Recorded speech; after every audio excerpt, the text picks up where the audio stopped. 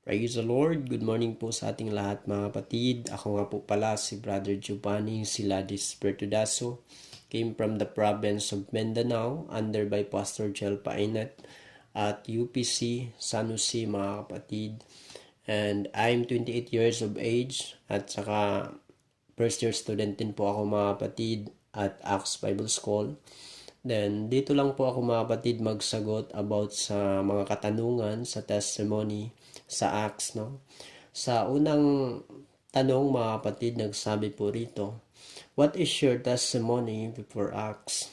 For me mga kapatid, I share my last testimony sa before ako nag-Acts mga kapatid ay nagiging isa ako sa mga sacristan mayor mga kapatid that time. Then, almost 1 year and 5 months mga kapatid ang aking pagserbisyo. And then, kung bakit po mga kapatid nangyari yon dahil po mga kapatid ay nabackslide po ako that time. Then, napunta po ako mga kapatid doon sa tiyuhin kong pari sa Pasig.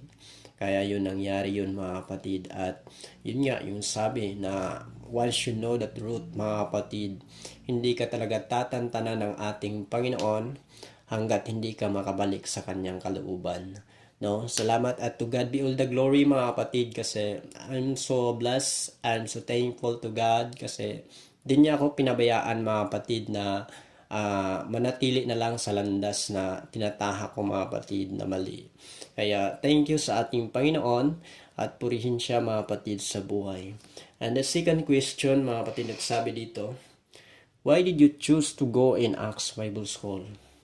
I choose Acts mga kapatid dahil yun nga dito rin ako tinawag ng ating Panginoon. Dito ako nagkaroon ng sponsor and then pangarap ko na po talaga ang Acts dati pa.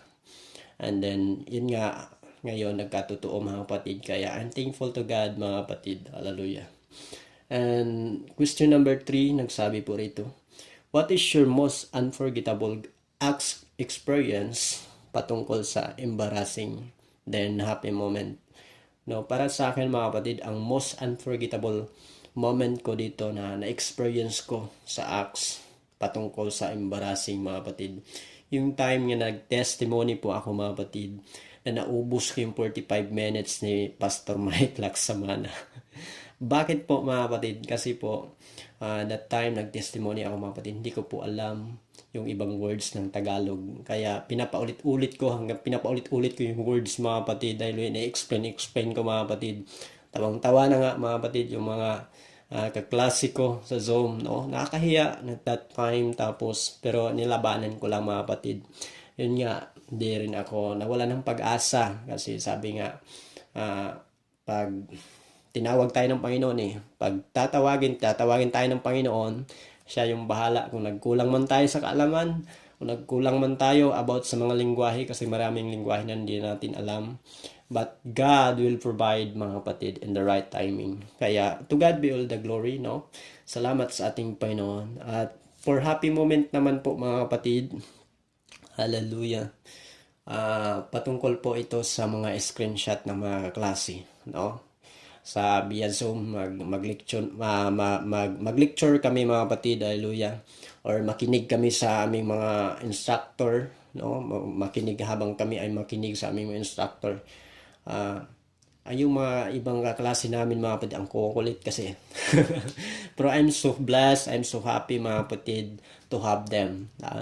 Kasi yun nga, kahit na virtual lang mga kapatid, grabe ang saya namin mga kapatid sa Zoom. Sa mga screenshot na kahit ano na mga porma sa mukha namin, lalo na pag inaanto kami, lalo na pag parang parang overwhelmed kami mga kapatid, at saka makita na ang klase namin, ito pwede to i-screenshot. I-screenshot nila ako, parang iwan yung mga mukha namin. Kaya I'm so thankful to and blessed to God mga kapatid na kahit na via Zoom lang, pero we're so happy kami mga kapatid, hallelujah, na nagpapatuloy, hallelujah, sa pagpapalago sa ating Panginoon. And then, fourth question mga kapatid, nagsabi po dito, what is your most important lesson you have learned as student of Acts? Para sa akin po mga kapatid, ang most important lesson na na-learn ko po as a student of Acts, mga kapatid, ay humility, then patience. Kasi kailangan talaga mayroon tong dalawa, mga kapatid, sa atin as a student of Acts.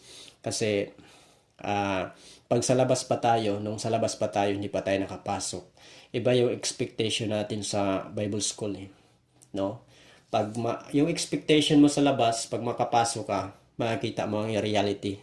Kaya pag wala kang humility, ma-offend ka at may posibilidad, mga kapatid, na hindi ka magpapatuloy. Kaya we need humility at saka patience, pag-aantay.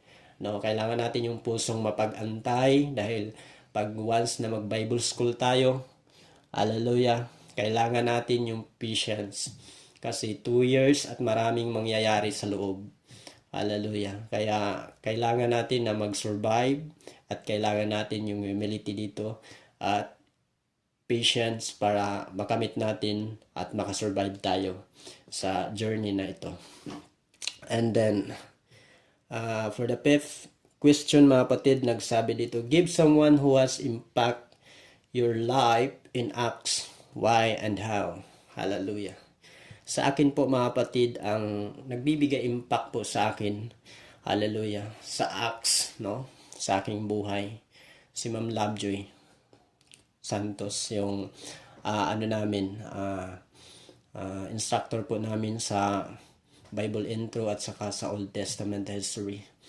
Kasi, mga kapatid, bago ako pumasok sa Acts, mga kapatid, at saka kahit na dito na ako, nag-aaral na ako sa Acts, mga kapatid, mayroon pa rin akong hindi maiwan-iwan na mga problema. Hindi maiwan-iwan, hindi mabitawan, mga kapatid, na mga dinadamdam na mga problema. No? Bigo ako, mga kapatid, at saka dala-dala ko pa yon, yung pagkabiguan ko sa aking ex. Na nag-aantay ako, mga kapatid, almost 8 years and 6 months. Inaantay ko, mga kapatid. At saka naging kami.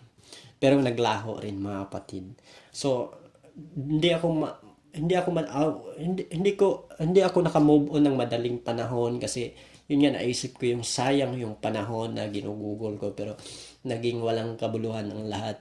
Pero yun nga, mga kapatid, siguro naisip ko rin na siguro lesson learned lang to na binigay sa akin ng Panginoon, kasi unbeliever po kasi, mga kapatid. Pero yun nga, kahit unbeliever siya, minahal ko pa rin siya, mga kapatid, ng totoo. Pero yun nga, siguro may mga tao kasi na may mga ganyang bagay na binigay sa akin ng Panginoon, na may mga bagay na ganyan na kailangan lang nating madaanan para magiging isa sa ating katatagan, tapos magbibigay sa atin ng learnings, no, sa buhay, sa takbo ng ating buhay. Kaya I'm happy, mga kapatid, sa ating Panginoon na yun, naranasan ko mga bagay na yun. Tapos that time, mga kapatid, hallelujah, I'm blessed, I'm thankful to God na nag-preach si Ma'am Lovejoy about sa let go and let God, no? Kaya grabe mga kapatid. Tapos that time naiyak na nga ako, mga kapatid. Naiyak ako, mga kapatid, that time. Tapos pumasok ako sa prayer room kasi yung mga mensahe na binitawan talaga ni Ma'am Lovejoy that time, mabigat, sobrang bigat talaga, na grabe, ang dami namin napaluha that time. Tapos umiyak. Tapos ang saya namin, pero umiyak kami, mga kapatid, no? Sabi ni Ma'am Lovejoy doon na kung mayroon kayong mga kabigatan na matagal nang hindi pa ninyo nabitawan, bitawan nyo na yan. Kung mayroon man, either sa inyong pamilya, sa relasyon, or sa o kahit ano, mga kapatid, na yung kinikerry nyo sa sarili nyo, bitawan nyo na yan. Hayaan nyo ang Panginoon, hallelujah, ang mag-aalis sa inyo ng mga bagay na yan. Kaya doon na ang impact, grabe talaga, mga kapatid. Yung mga time, doon ko nabitawan yung bagay na yun, mga kapatid, na kinikimkim ko, na kahit na wala ng pag-asa, nanatili pa rin akong kumakapit, no? Nagbabasakali, no? Sakali, mga kapatid. Pero grabe ang Panginoon, na I'm amazed, mga kapatid, sa biyaya ng ating Panginoon that time, ng mga words na binitawan ng hallelujah ng kanyang lingkod, ginamit ng ating Panginoon. Kaya doon ako natuto mga kapatid, how to let go, no? How to let go sa mga bagay na hindi naman magbibigay talaga sa'yo ng maganda kasi puro na lang problema. Doon ako natuto na bumitaw sa mga bagay na hindi para sa akin, no? Doon ako natuto na magdidma sa mga bagay na hindi naman magbibigay sa iyo ng kaligayahan, kundi puro problema. Kasi mga ganyan kasi parang umaasa ka sa wala, mga kapatid, no? Umaasa ka pa rin kahit na mayroon na kasi siyang jowa, mga kapatid. Yung ano ko, yung ex ko. Kaya lagi ko nga pa siya, mga kapatid, in-stock. Pero hindi yun, yung pagiging ganun ko sa kanya, mga kapatid, hindi yun ibig sabihin na gusto ko pa siyang kunin. Gusto ko pa siyang agawin, mga kapatid. No, hindi. Ang aking lang, mga kapatid, purpose doon is about, gusto ko lang manigarado na okay ba siya sa kanyang sitwasyon sa bago niya. Kaya, yun, mga kapatid, salamat sa ating Panginoon dahil andyan yung mga lingkod niya, nagbibigay kapaliwanagan sa bawat isa. Salamat kay Ma'am Lovejoy din sa na ginamit siya ng ating Panginoon, at purihin ang Panginoon sa buhay ni Ma'am Lovejoy. Then, the last question, mga kapatid, nagsabi po rito, what are the words of encouragement to the aspiring ACT student? Para sa akin po, mga kapatid, ang gusto ko lang ma-encourage sa mga tao, sa mga gustong mag-aral ng Bible School, na kung nararamdaman ninyo na fail ninyo, mga kapatid, na feel ninyo na mayroon kayong calling sa ating Panginoon, huwag kayong magdadalawang isip. Hallelujah. Na i-confirm, i-accept, i-answer yung calling ng ating Panginoon. Kasi yun yung gusto ng ating Panginoon. Kung naisip nyo na mahirap, walang mahirap sa ating Panginoon, mga kapatid. We know that God is great, no? Malaki at malawak ang ating Panginoon, mga kapatid. Kaya niyang i-sustain ang lahat. Kung pinoproblema natin, iniisip natin yung mga provision, ang Panginoon na ang una niyan, ang Panginoon na ang bahala niyan, mga kapatid. At saka ang gusto lang niya, mga kapatid, na i-accept natin yung calling ng ating Panginoon. Gusto lang ng Panginoon na sundin natin ang kanyang kalooban. At yun, mga kapatid, hindi tayo pababayaan ng ating Panginoon. At kung matakot ka man, dahil yun nga, ebanghelyo ng ating Panginoon yung dadalhin mo, marami kang masalamuhang hindi, mga taong against sa'yo. But, tandaan mo, kapatid, yung mensahe ng Panginoon, if God is with us, who can be against us? Kaya, kapit lang sa Panginoon, no? At paniwalaan lang natin ang mga mensahe ng ating Panginoon, at siya yung magpapalago sa atin, mga kapatid, no? At saka ito pa, mga kapatid, once tinawag ka ng Panginoon at tumatanggi ka sa calling ng ating Panginoon, darating at darating din ang panahon na doon ka rin mapupunta sa calling ng ating Panginoon. You know, and you remember, mga kapatid, sa story of Jonas, no? Prophet Jonas, nung ginamit siya ng ating Panginoon, ayaw niyang magpagamit. Instead na doon siya mangaral sa Nineveh, mga kapatid, papuntahin siya ng ating Panginoon. But lumihis po siya, mga kapatid. Sumakay siya ng bangka at pumunta siya ng Tarsus kasi ayaw niya, mga kapatid, na mangaral doon sa Nineveh. But anong nangyari? Gumawa ang Panginoon ng mga kababalaghang mga bagay. Dumating yung unos, at saka dumating yung malaking alon. Tapos yun nga, nung nalaman ng mga tao, ng mga kasama niya, na si Jonas pala siya pala yung dahilan kung bakit gumanon, hindi naging lumakas yung unos at saka yung mga alon. Kaya tinapon siya, mga kapatid, hallelujah, sa tubig. No? Tinapon siya, at pagkatapon sa kanya, nakita siya ng malaking isda at kinain siya, mga kapatid, no? Kinain siya ng malaking isda. And then, ayan nga, papunta siya ng Tarsus. Pero noong linuwa siya mga kapatid, no, ng isda, ng malaking isda, asan ba? Nabaybayin. Doon pa rin sa Ninibe. No?